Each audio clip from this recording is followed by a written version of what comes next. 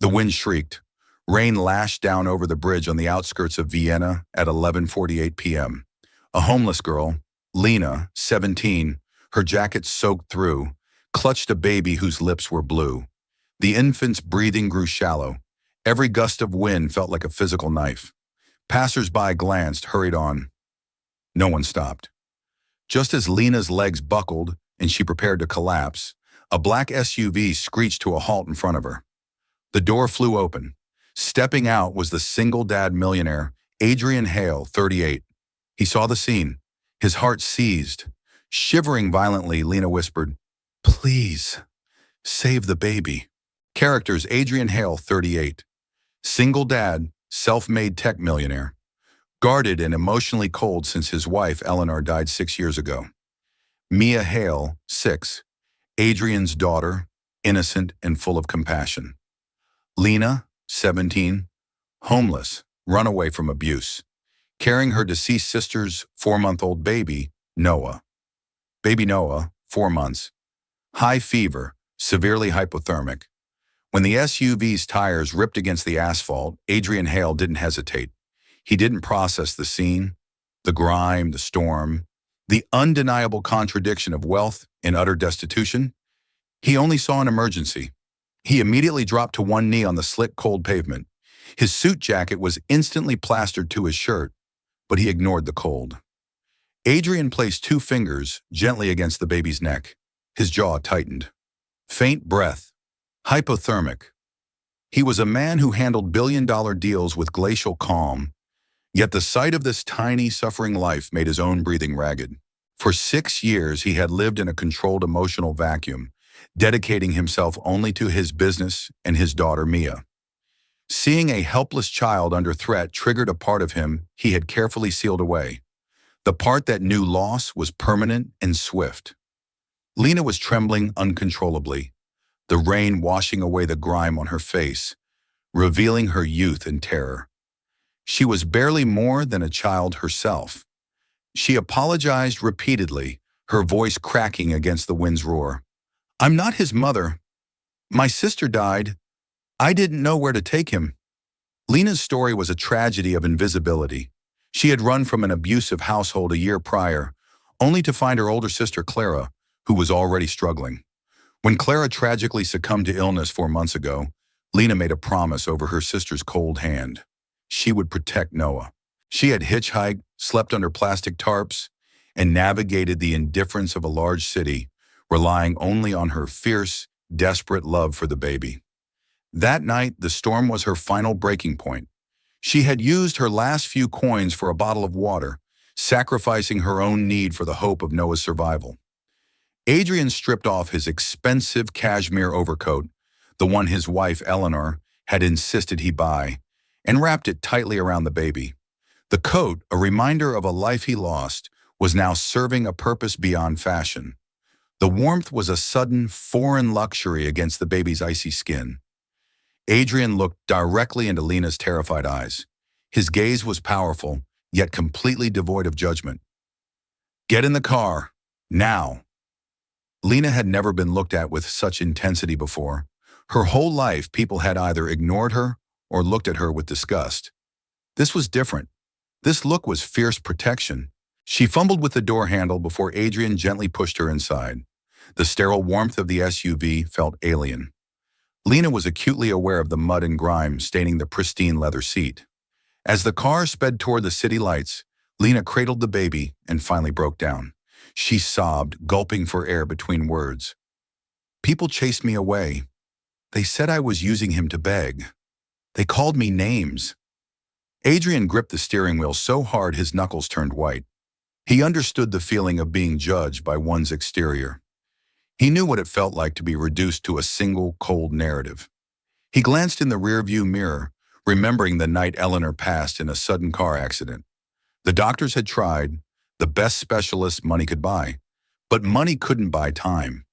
He had felt utterly powerless, watching life slip away, a feeling that had turned him into the cold, efficient machine the world saw today. Seeing Lina fight so hard for Noah mirrored the fight he couldn't win. They reached the hospital. Adrian didn't wait for a wheelchair or directions. He took the bundle. the baby in his cashmere coat, and charged through the automatic doors towards the emergency room. A security guard started to object, but one look at Adrian's face, etched with fierce, desperate urgency, and the guard backed away instantly. As the doctors and nurses whisked Noah away into the trauma bay, shouting medical terms Lina didn't understand, her knees gave out. She slumped onto a hard plastic chair, her body racked with a primal fear, the fear of losing the last connection she had to her family. Adrian sat next to her, placing a heavy grounding hand on her shoulder.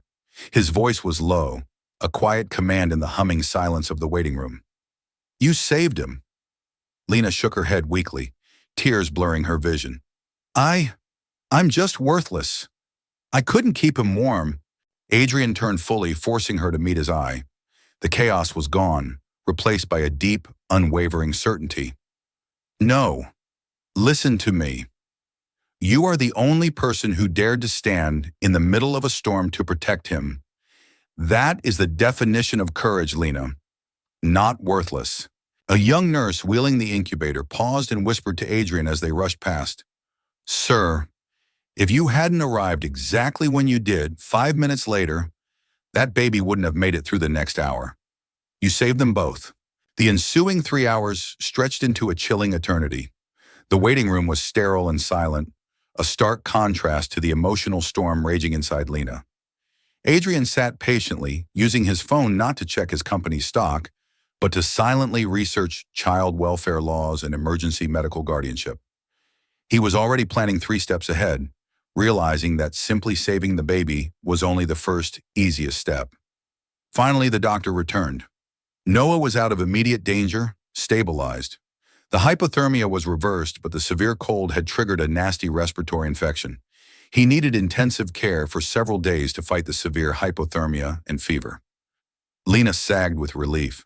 The raw, guttural fear finally gave way to exhausted joy. She buried her face in her hands, mumbling thank yous to a god she thought had long abandoned her. But relief was short-lived. The ward nurse, Ms.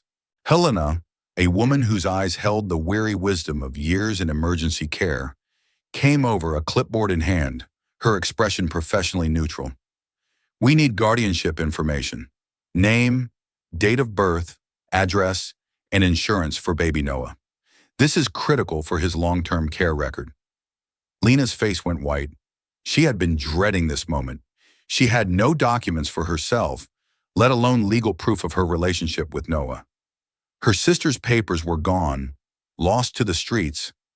She was invisible to the system. I don't have them," Lina whispered, barely audible. "My sister's apartment burned down. The records are gone." Ms. Helena's expression softened momentarily, but her duty was clear.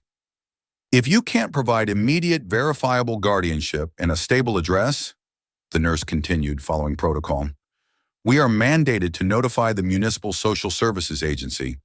They will assume temporary custody to ensure the child's safety." Lina's breathing hitched. Panic seized her. The thought of losing Noah was worse than the storm. "They'll take Noah. They'll separate me from him. Please, he's all I have left," she pleaded, clutching Adrian's arm. Adrian stood up, towering over the desk. He felt the cold rage rising in him, the same helplessness he felt 6 years ago, watching the bureaucracy of a hospital swallow up the person he loved. Not this time. His voice was cold, decisive, and commanding, the voice of a CEO shutting down a corporate threat. "That will not be necessary.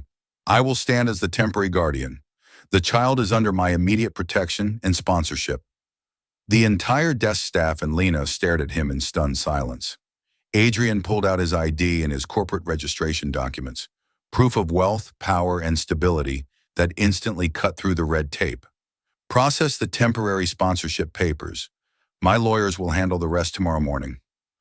The legal risk Adrian was taking was immense. By signing those papers, he was assuming full, legal responsibility for a child he barely knew, a responsibility that could drag his name and company through legal hell. But he didn't care. The sight of Lina's desperation overruled his carefully constructed financial guardrails. Lina stared up at him, tears welling again, but this time they were tears of shock, not fear. Why Why are you doing this? Why are you helping me? Adrian looked past her, through the reinforced glass of the nursery where Noah lay in an incubator, gently warming. He didn't look at Noah. He looked at the invisible ghost of Eleanor, the woman who had died too young, the woman he couldn't save. His expression softened, revealing a flash of deep, agonizing pain. Because I once couldn't save the one I loved. I won't stand by and watch another innocent life be destroyed by circumstances I can change. They left the hospital at 4 a.m. The storm had broken, leaving the streets wet and glittering under the streetlights. Adrian drove in silence until they reached his home, a sprawling, modern glass and steel mansion, nestled quietly in the exclusive hills above Vienna. It was a fortress of solitude. Eleanor had loved the view, but since she passed, Adrian had only seen it as a gilded cage. Lina stopped dead on the marble entryway, frozen by the sheer scale and cleanliness. Her mud-caked shoes seemed an offense against the polished floor. "I can't come in here. This isn't right. I'm too dirty." Adrian removed his backup blazer and gently draped it over her shoulders. "You are cold, not dirty, and you are here because I chose to bring you here. You have a purpose, Lina, which is to rest and be strong for Noah." Just then, a small figure padded down the grand staircase, rubbing sleep from her eyes.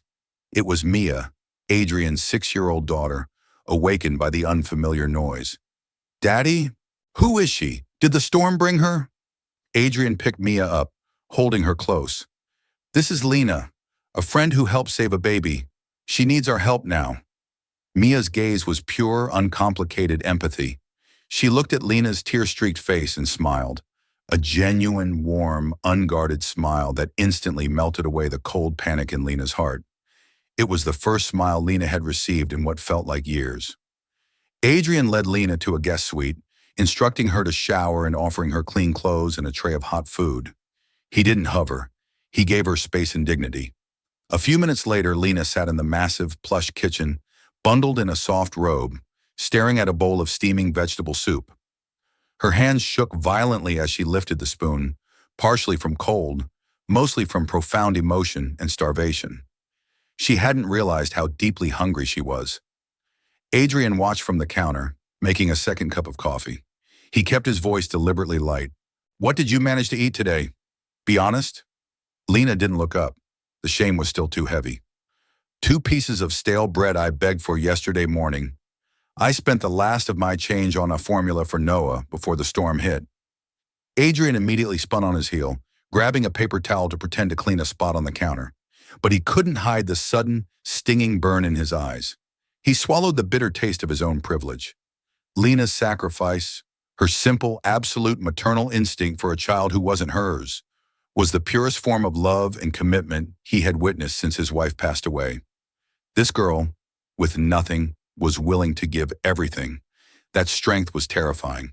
The night shift physician sent Adrian a quiet text message a few minutes after they left. "Thank you, Mr. Hale. Not everyone with your means chooses to save a life, especially when it involves such complex personal risk. You've done a great thing." Climax 1. Lina's secret exposed in public shame. The next morning, the local newspaper didn't run a small human interest piece. They ran a sensationalist headline: "Tech Millionaire Adopts Homeless Runaway Amid Storm." Is it charity or reckless pity? Lina's image, thin and desperate, clutching the baby, was everywhere. The name Adrian Hale ensured the story went global. The mansion's closed gates couldn't keep out the whispers. Adrian's life of carefully guarded privacy shattered. The exclusive neighborhood buzzed with thinly veiled contempt. That girl must be trying to take advantage of his grief. She saw a chance and took it. She's clearly using that poor child for sympathy. Who is she really? At Adrian's company headquarters, the whispers were corporate and cruel.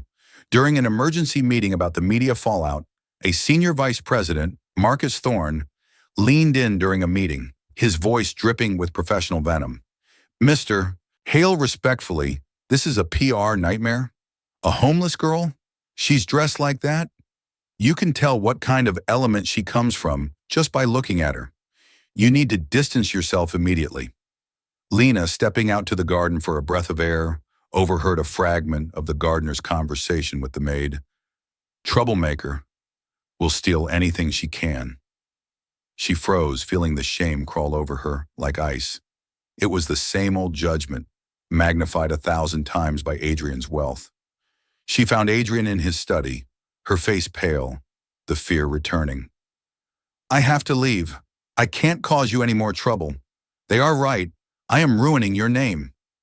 Adrian was on a conference call, his expression thunderous as he tore into his PR team. He muted the mic, turning to Lina. His response was immediate, firm, and non-negotiable. You are not causing trouble. I am running a multi-billion-dollar corporation, Lina. I can handle Marcus Thorne and the gossip columnists. You are safe here. End of discussion. Climax 2, the police and the legal battle. But safety was fragile. That afternoon, the crisis exploded. A police cruiser pulled up the driveway, followed by an unmarked car containing 2 stern-faced officials from social services. We received an anonymous tip reporting child abduction, the senior police officer stated, his voice flat. And social services has been notified regarding the lack of verifiable kinship or legal guardianship. Lina turned ash white. Her hands flew to her mouth. This was the end. They would take Noah. No, he is my nephew. This is a lie. I didn't kidnap him. The social worker, a middle-aged woman named Ms. Richter, stepped forward, her gaze coolly assessing Lina. Miss, we understand your distress, but without documentation, the child is at risk. We must take him into protective custody. Adrian walked calmly to the front door, stepping decisively in front of Lina. He looked at the 2 officers and the social worker, his posture radiating cool, lethal authority. He held up the court-stamped document he had obtained that morning. No one is taking anyone. This document states that I, Adrian Hale, am the designated emergency legal sponsor. I have retained a team of family law attorneys. Any attempt to remove Lina or baby Noah will be considered unlawful interference with a minor under legal protection. His voice was so sharp, so utterly certain, that the police and the social worker, realizing they were dealing with someone who understood the law perfectly and had infinite resources, had to back down. They warned him they would continue their investigation, but they left the premises. Adrian had won the first round, but the victory felt hollow. He had used his power to shield her, but he couldn't erase her pain. Climax 3, the shared trauma and the confession. That evening, the legal threat and the public shame were too much. Lina slipped out to the patio. The air was damp and drizzling, mirroring the constant ache in her heart. She wrapped her arms around herself, staring into the dark garden, feeling utterly defeated. Adrian found her there. He brought a thick wool blanket and sat down quietly beside her, not speaking, simply being present. After a long, shuddering silence, Lina suddenly broke the silence, her voice hollow and raw. The night before you found us, I climbed over the railing on the bridge. I had looked down at the dark river. I was thinking, if Noah died, I didn't want to live either. It was too cold to fight anymore. Adrian went utterly still. The air left his lungs. He hadn't expected the depth of her despair, the proximity to that edge. He knew that bridge. Lina dissolved into heartbreaking sobs, her body shaking uncontrollably. I just wish I could go back and tell Clara I failed. I lost her baby. I have no one. I have nowhere left to go. Adrian moved closer. He took the blanket and wrapped it tightly around her, a gesture of physical protection. His voice was husky, thick with buried grief he hadn't shared in 6 years. Lina, I didn't save my wife. She was driving home from a late-night conference. I was supposed to pick her up, but I was focused on a massive acquisition deal. I told her I'd handle it in the morning. She drove alone. The accident was instant. He paused, the memory still tearing at him.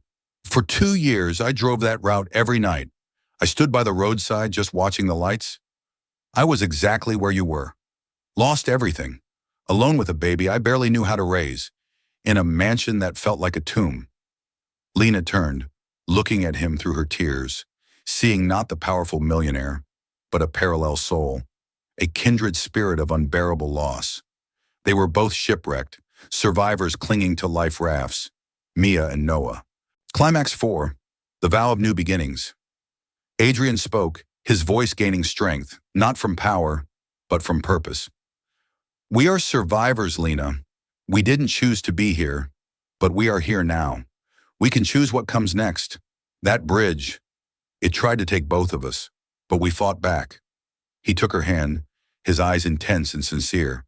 He wasn't offering charity, he was offering a profound partnership in healing. If you want, let me help you stand up again. Not money, not pity, not a handout, but a chance to build a real life for you and Noah. A real foundation. Lina held her breath, unable to believe what she was hearing. A chance for what? Adrian smiled, a small, genuine, gentle smile. It was the first time he had truly smiled since his wife's funeral. He was looking toward a future he hadn't dared to imagine. A chance for a family. Mia needs a sister, Noah needs an advocate, and frankly, Lina, I need someone to remind me that life is about more than making money. The weeks that followed were a quiet storm of healing. The legal process was complex, but Adrian's team moved swiftly, securing Lina's temporary guardianship of Noah based on Adrian's full legal and financial sponsorship. When Noah was finally stable and discharged, Adrian drove them to the hospital every single day. He watched Lina transform from a frightened, defensive girl into a devoted, competent caretaker. She watched the nurses intently, learning how to properly bottle feed, manage the baby's medicine, bathe and swaddle him. She absorbed every piece of medical advice with a fierce, quiet pride. She wasn't just surviving, she was performing her promise to Clara. Adrian quietly prepared a small, bright room in the mansion. Not a guest suite, but a cozy, permanent nursery. He personally assembled the crib and stocked it with soft blankets. Mia, seeing the bare walls, ran to her room. She returned with a handful of cheerful sun and rainbow stickers and carefully placed them high on the nursery wall. So Noah won't be scared of the dark anymore, she explained simply. And the sun means happy. Lina watched the innocent act and burst into tears. The sheer, unearned kindness, the acceptance into this little girl's heart was overwhelming. Adrian didn't just give Lina shelter. He became her mentor. He didn't offer to hire her as a maid. He demanded she focus on her future. He helped her enroll in online high school classes, tutoring her in math himself. He found her a course on graphic design, something she had always dreamed of doing, and paid for everything. He demanded effort, not pity. The skinny, broken, homeless girl was starting to smile again, a genuine, fearless smile. Her shoulders straightened. She spoke with confidence, not whispers. She was starting to see her strength, not her worthlessness. One evening, Lina looked at Adrian across the dinner table. They were sharing a quiet meal, discussing Lina's application essay. Adrian, she said, using his first name for the first time, not the formal Mr. Hale. Why did you choose me? You could have just dropped us at a shelter and been a hero. Why are you risking everything for me? Adrian paused, putting down his fork. He looked at her, his expression warm but intense. He spoke with a quiet honesty that cut straight to the core.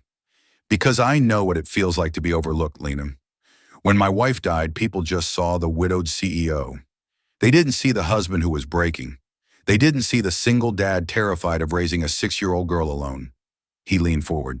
And because when I saw you on that bridge, all I saw was raw, untainted strength fighting for a baby. That strength, Lina, is not common. I want it on my team. I want it in my home. His response, admitting his own vulnerability, his own pain, cemented a bond stronger than any business deal. In the glow of the living room, as the three of them, Adrian, Mia, and Lina, shared a bowl of ice cream, Mia looked up, her expression utterly earnest. Lina, can you officially be my big sister? Can we be sisters forever? Lina covered her mouth, stifling a sob, and ran into the kitchen, tears streaming. She couldn't speak past the knot in her throat. This was the family she had lost, delivered back to her by an absolute miracle. Adrian followed her, placing a gentle hand on her shoulder. He didn't need words. You deserve to be loved, Lina. You deserve stability. And this home needs the laughter you bring to it. If you believe that simple kindness can rescue and rebuild a shattered life, type, "I will live kindly." The final legal papers were signed. Lina was legally recognized as Noah's primary guardian, with Adrian as the permanent legal sponsor, providing stability and trust funds for both their futures. A few weeks later, the hospital called. "Noah is stable. He is ready for discharge." Lina walked out of the hospital holding a healthy, cooing baby Noah, bundled in a warm, pristine white blanket. Tears poured down her face, tears of gratitude, not fear. "I kept my promise to Clara," she whispered to the baby, kissing his tiny forehead. When they arrived back at the mansion, Adrian was waiting at the door, holding Mia. He wasn't in a suit. He wore a comfortable sweater, and he offered the warmest smile she had ever seen him give. "Welcome home, you two. You're officially discharged." Lina looked up, confusion clouding her eyes. She stopped on the marble step. "Adrian, I found a small apartment near the school. I need to be independent. I need to leave this house." Adrian walked to her, taking Mia's hand. He looked at the baby, then at Lina. His voice was soft, not commanding, but full of heart. "You're right. You need independence. But the moment I brought you inside, Lina, you didn't become a guest. You became family. This house is your home too. You can leave whenever you are ready, but you are also welcome to stay for as long as you want to be here." Lina broke. She dissolved into happy, unrestrained sobs, nodding fiercely into Noah's soft blanket. That night, all four of them, Adrian, Mia, Lina, and baby Noah, sat together by the enormous, crackling stone fireplace. Mia snuggled her head against Lina's arm, her small, trusting hand resting on the baby's blanket. "We're a family now, right? A real, forever family?" Lina hugged the little girl close, tears making her voice tremble with joy. "Yes, darling. Family. And no storm will ever break us apart." Adrian watched them, the three people he had shielded and now loved. His eyes shone. The old, cold, heavy pain of his past finally felt lifted. He had tried to save his wife with money, but he had saved himself with compassion. And in that moment, the giant, echoing mansion was no longer empty. It was finally, completely home. If you believe stories of silent heroism, hidden sacrifice, and ultimate redemption deserve to be told, leave a comment and subscribe. We tell the stories that shouldn't be forgotten.